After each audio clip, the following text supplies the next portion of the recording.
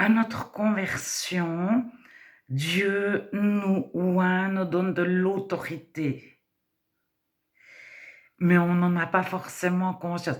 C'est un peu comme si il nous donnait le permis de conduire, mais on n'a jamais conduit de voiture, donc on ne sait pas qu'on sait conduire. Ou on se dit: «Bon, on sait conduire vu que Dieu nous a donné le permis» et souvent, on va faire un tout petit trajet, on va passer un contour ou 2 contours, on va conduire dans un parking et puis se déplacer à 30 à l'heure.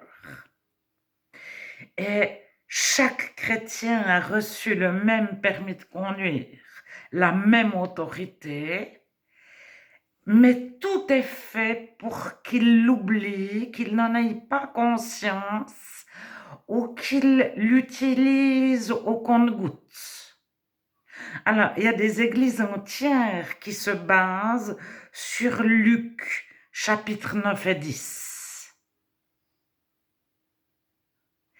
Et il y a des églises entières qui renient Luc, chapitre 9 et 10, parce que tout a été fait pour les dissuader. Alors, moi, quand Dieu m'a donné de l'autorité, bon, au début de ma conversion, vers mes 22 ans, même peut-être avant, j'ai reçu l'autorité. Je n'en avais pas conscience. Alors, quand j'ai renoncé à l'ésotérisme, à l'occultisme, etc., c'était peut-être, je ne sais pas combien de semaines après ma conversion, j'ai jeté le collier qui représentait mon signe du zodiaque. Mais je l'ai démonté, je ne l'ai pas jeté comme ça, hein, je l'ai détruit. Et j'ai détruit mes cloches tibétaines, ces deux espèces de soucoupes reliées par une ficelle. Et j'ai eu de l'autorité, mais je ne savais pas exactement sur quoi, sur qui, mais j'avais vraiment une opposition, la puissance des ténèbres. Et là, j'étais de la paix, de la joie de Dieu, dans une paix, dans une confiance, dans une sérénité, entre guillemets. Alors, je vous propose de lire Luc 9 et 10. Donc, chaque chrétien reçoit la même autorité. Alors, petite parenthèse, le chrétien n'a aucune autorité sur un autre chrétien. Aucun chrétien ne reçoit de l'autorité pour avoir de l'autorité sur un autre chrétien ou sur 2 ou sur 10 ou sur 3000.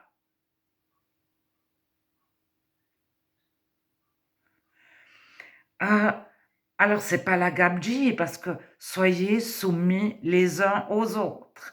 C'est le contraire. Dieu ne nous dit pas tu as de l'autorité ou tel et tel a de l'autorité, mais il nous dit soyez tous soumis les uns aux autres. Par contre, alors je vous propose de lire Luc 9 et Luc 10, les chapitres 9 et 10. Jésus ayant assemblé les 12, il leur donna force et pouvoir sur tous les démons. Alors, le tout a une importance énorme. Avec la puissance de guérir les maladies. Alors, euh, il y a juste ça, hein, démons et maladies. Il les envoya prêcher le royaume de Dieu et guérir les malades.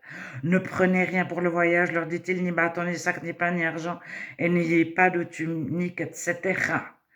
Dites la paix sur cette maison, secouez la poussière de vos pieds, etc. Alors, Luc, chapitre 10. Après cela, le Seigneur désigna encore 70, 70 autres disciples, et il les envoya 2 à 2. Alors, Verset 4, ne portez ni bourse, ni sac, ni souliers, ne saluez personne de quelque maison que vous entrez, dites d'abord que la paix soit dans cette maison, et s'il se trouve là un enfant de paix, etc.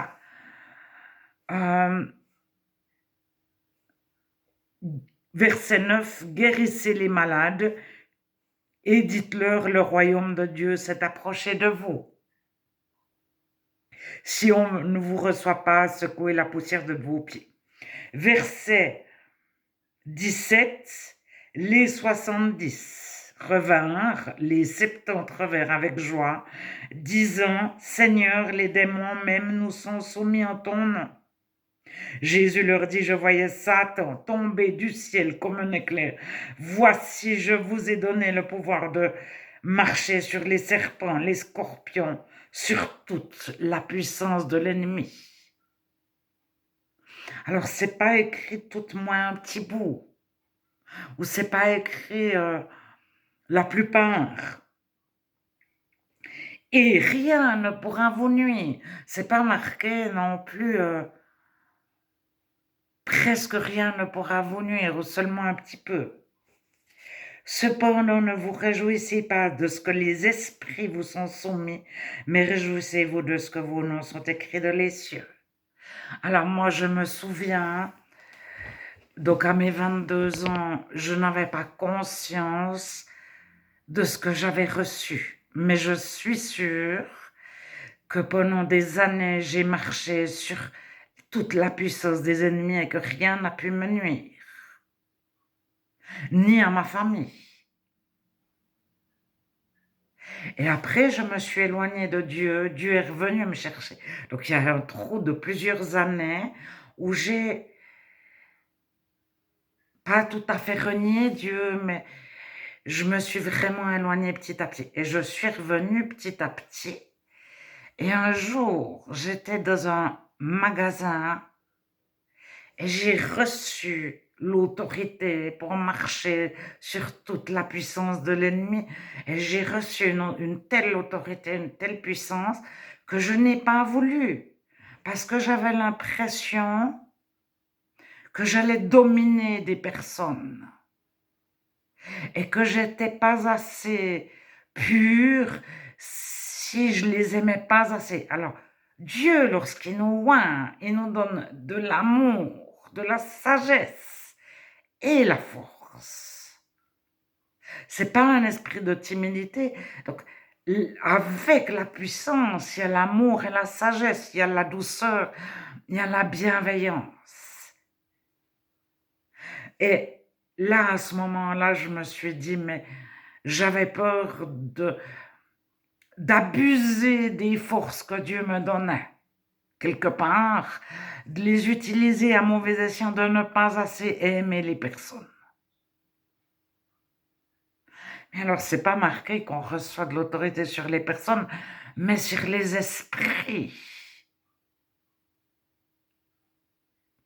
Alors, après, tout a été fait dans ma vie. Bon, les maladies, je savais déjà que j'avais de l'autorité sur les maladies depuis mes 22, 23 ans. Mais après, ça s'est pas donné. Donc, je faisais partie d'une église où la maladie n'était pas du tout mise en avant, la guérison n'était pas du tout mise en avant. Pendant 10 ans, bon, oui, il y avait 2, 3 personnes très âgées qui priaient pour les malades. Plutôt à la maison que dans l'église, je dirais.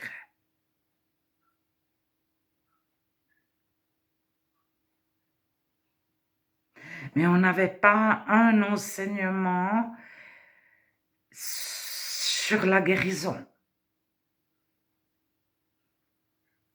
Alors, quand je suis revenue à Dieu,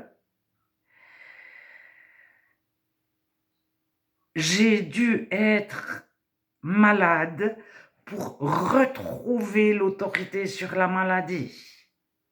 Et puis après, alors, comme j'avais refusé l'autorité sur les esprits, le menteur, parce que le menteur, le malin, c'est un menteur. Je ne savais plus si j'avais l'autorité ou pas, comme je l'avais refusé. Et Dieu m'a donné maintenant une image. C'est un parent, s'il nous donne une bouée avant que l'enfant sache nager, les parents, on leur met des brassards au bras. Si l'enfant enlève ses bouées, il n'en veut pas. Est-ce que nous, parents, on va le laisser se noyer? On va lui remettre ses bouées et éventuellement, il va les oublier, il va jouer, il va plus penser qu'il a des bouées. Et si on n'y a pas remis, on est là, seconde par seconde, à ses côtés, surtout s'il n'a pas son fond, surtout s'il est petit, etc.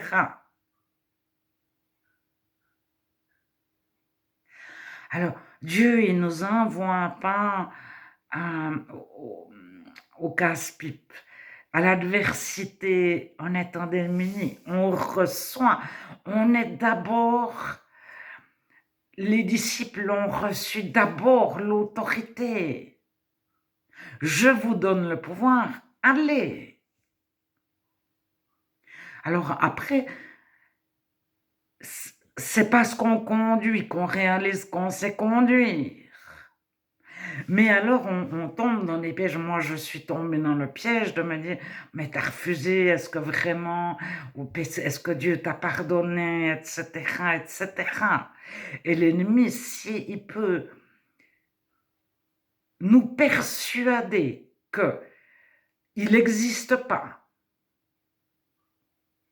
qu'on est des mauviettes, qu'on n'est pas assez ceci ou trop cela, ou alors nous enorgueillir, puis qu'on se pense Superman,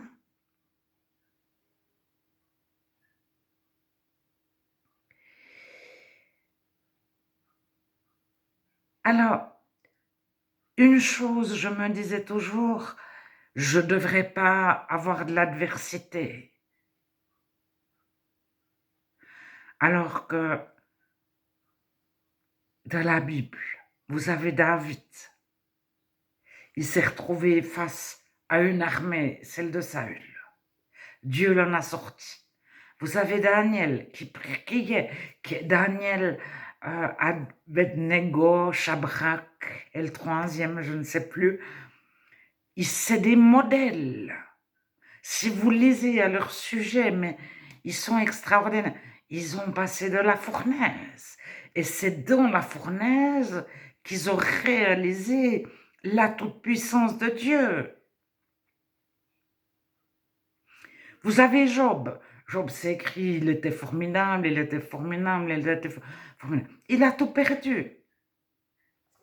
Alors, l'ennemi, c'est un menteur et on est trompé par le plus de choses possibles. Et je me disais, tu ne dois pas passer par une épreuve. Si tu passes par une épreuve, c'est toi le problème. Mais depuis Moïse, Job, mais Daniel, David, Paul, il a été en prison. Et alors, c'est pas parce qu'il avait péché, c'est pas parce qu'il s'était trompé, c'est pas parce que c'était un pas assez bon chrétien, etc., etc. Alors, c'est écrit au chapitre 10, Luc 10.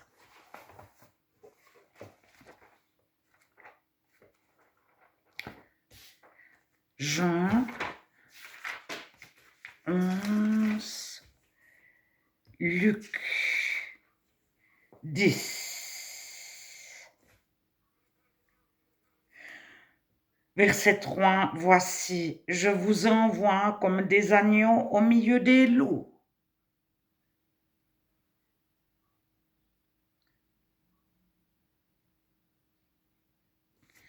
Alors, en Luc 9, on voit Jésus, ayant assemblé les 12, leur donna force et pouvoir. C'est le commencement.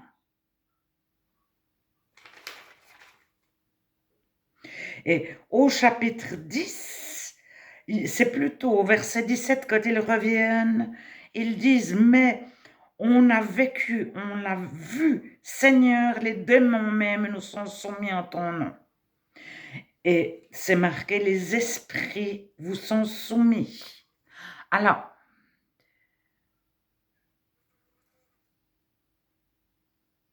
chaque chrétien a de l'autorité sur tous les esprits et sur toutes les maladies. C'est pas écrit. Il faut relire le verset 19. Je vous ai donné le pouvoir de marcher sur les serpents et les scorpions et sur toute la puissance de l'ennemi. Rien ne pourra vous nuire. Sur toute la puissance de l'ennemi.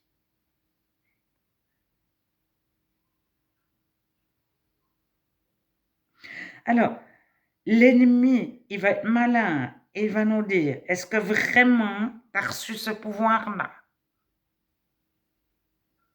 Est-ce que tu es digne de ce pouvoir-là? Est-ce que tu crois à ce pouvoir-là? Alors, soit il n'existe pas. Et il y a des églises entières qui ne parlent jamais d'opposition, d'adversaires, de faux chrétiens, de loups dans les églises, de personnes qui se font passer pour chrétiens, chrétiennes et qui ne le sont pas, qui ne parlent pas de l'adversité, pas d'esprit, pas de maladie, rien. Et il y a des églises, ils en parlent tellement que pour finir, on se dit tout est faux, ils en parlent beaucoup, mais on ne voit rien. Alors, c'est toujours les malades qui ont été guéris il y a un mois, il y a une année, il y a 5 ans, ou bien à l'autre bout du monde. Mais nous-mêmes, on n'en voit pas. Ou alors on nous dit, celui-là a été guéri du cancer. Il est guéri là, à cette minute même du cancer. Mais on n'a aucune preuve que la personne est guérie à cette minute-là du cancer. Alors, à un moment donné, c'est ce que j'ai vécu moi. Je me suis détournée parce qu'il y avait tellement de faux prophètes qui disaient, si vous n'êtes pas guéri, c'est de votre faute. Et qui accusaient les personnes. Ils n'avaient aucun don de guérison, sauf celui de dire, moi je guéris tous les malades. Mais aucun malade n'était guéri. Alors, ils n'avaient pas reçu de Dieu rien du tout. Les malades ne guérissaient pas et ils les culpabilisaient, c'est de votre faute. Vous manquez de foi, ou vous avez un péché caché, ou vous devriez donner plus d'argent, payer votre dîme, etc. Donc, à un moment donné, l'ennemi, c'est le menteur, c'est le malin. Soit il va faire qu'on l'oublie, il n'existe pas, c'est ce que j'ai pensé tout un temps. Soit il va faire qu'on parle tellement de lui que pour finir, on n'y croit plus. Ou on se dit, oh, alors il va nous accuser d'être pas assez ceci, d'être cela. Est-ce que vraiment Dieu t'a dit? Ou alors, il va nous pousser, oui, mais toi, t'as pas assez fait, t'as pas assez prié, t'aurais dû, t'aurais pas dû. Faut prier au moins 2 heures par jour, parce que sinon, est-ce que tu jeûnes? Mais, alors, le permis de conduire, on l'a reçu le premier jour avant d'être envoyé de la fournaise. On n'avait aucun mérite, on n'avait encore peut-être jamais jeûné de notre vie, jamais prié plus que 3 minutes, etc.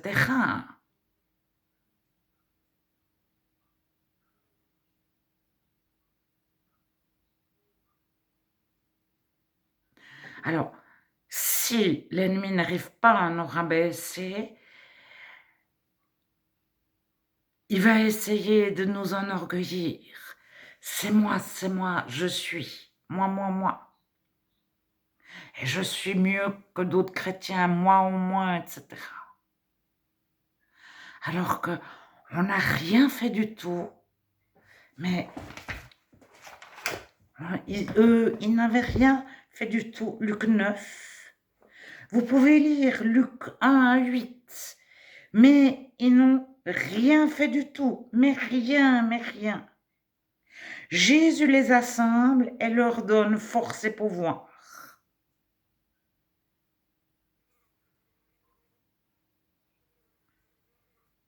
Alors, moi, dans mon magasin, quand j'ai reçu cette puissance, déjà, je vous promets que je n'étais pas en prière, j'étais en train de réfléchir ce que j'allais acheter. Donc, c'était le magasin où on achète des salades, euh, du pain, de la viande, etc.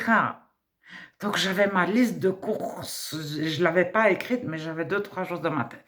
Et quand je suis entrée dans ce magasin, j'ai été saisie par Dieu. Alors, je vous promets que je n'avais pas passé une semaine à jeûner. Je n'avais rien demandé à Dieu. Et c'était pas un endroit où j'aurais pensé que Dieu m'aurait rencontré.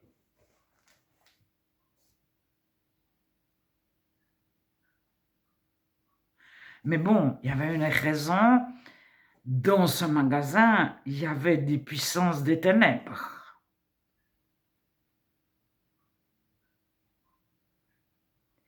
Et dans ce magasin, elle m'était soumise, elle ne bougeait pas. Et si Dieu a choisi ce moment-là, lui, il sait pourquoi il a choisi ce moment-là. Je ne sais pas exactement, mais je sais que j'avais une telle force, une telle paix, un tel amour, et que c'est comme si il y avait eu un immense silence dans ce magasin quand je suis entrée.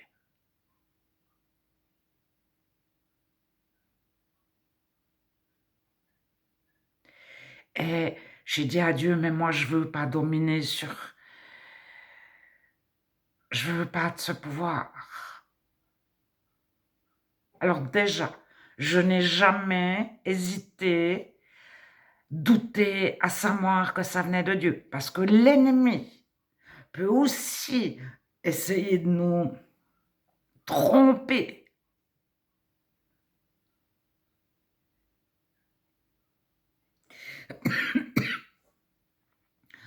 Alors, j'étais sûre à 300% que ça venait de Dieu. Puis comme je l'ai refusé, après, Emma, l'ennemi, il joue. Et je me disais, mais tu l'as pas, tu l'as reçu, tu l'as pas reçu. Oui, mais t'aurais pas dû. Pardon, Dieu, j'y ai demandé 25 fois pardon, parce que ça m'aurait bien été utile par la suite, hein.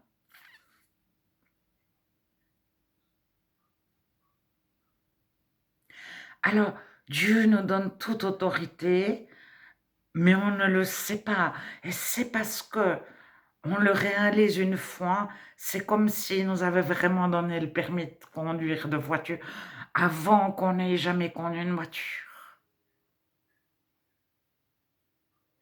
Donc, on s'asseye au volant, on est un peu tremblant, mais on a le permis.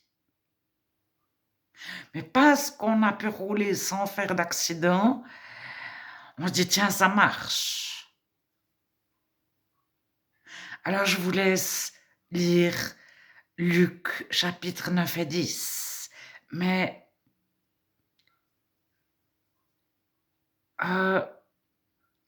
je vous laisse aussi Timothée avec Dieu nous donne la puissance, la sagesse et l'amour en même temps. Et il est certain que si on manque de sagesse et d'amour, il nous retire sa puissance. Oui, plutôt il nous donne plus de sagesse et plus d'amour. C'est plutôt ça. Il nous fait grandir dans l'amour et dans la sagesse. nous conduit. Mais pour savoir qu'on sait conduire, faut conduire. Et puis des fois les vitesses, ça fait quand on passe la vitesse et puis quand on a roulé toujours plus vite, sans accident et cetera, on sait que c'est Dieu qui nous a équipés. Puis ça marche, mais on ne sait pas pourquoi. Mais il faut pas être trop curieux. Ah,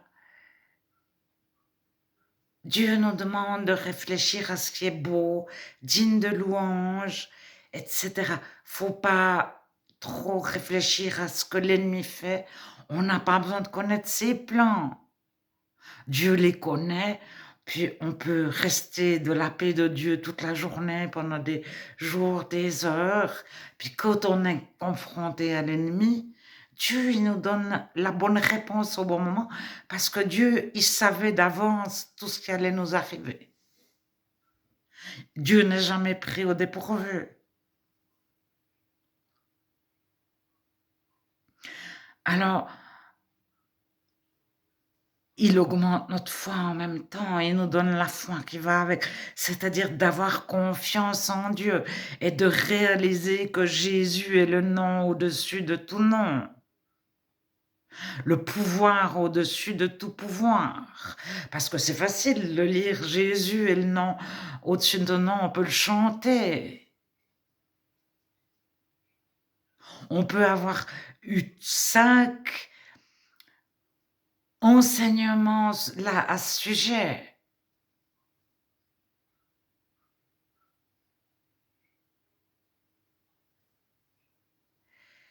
Mais quand on l'a vécu, on ne peut pas nous retirer ce qu'on a vécu.